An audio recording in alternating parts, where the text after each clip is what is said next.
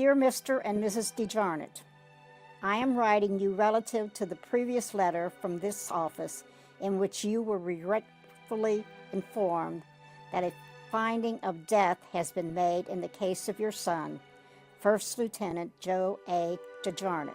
For more than 7 decades, the family of First Lieutenant Joseph DeJarnett didn't know much beyond that. It's just very sad, and my grandmother was so upset, but she had this memory of he wasn't dead. Some nice German family found him. He had amnesia, and they were taking care of him. Sadly, that wasn't the case. April 8th, 1944.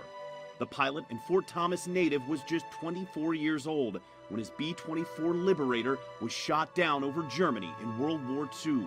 That bothers me more than anything, just that at 24 years old he was blown to pieces. That just sort of upset me. The specific whereabouts of the wreckage, along with DeJarnett's remains, were unknown until 2015. That's the area where he was found? When they were found in a remote plot of farmland. Eventually, Army investigators had collected enough evidence to determine one set of remains likely belonged to DeJarnett. That's when his surviving niece, Virginia Ginny Justice, got a call from the Army. They said, we want to test it. We think we have found some remains.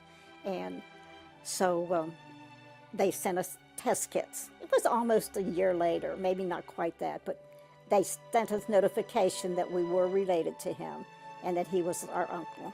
He's at peace.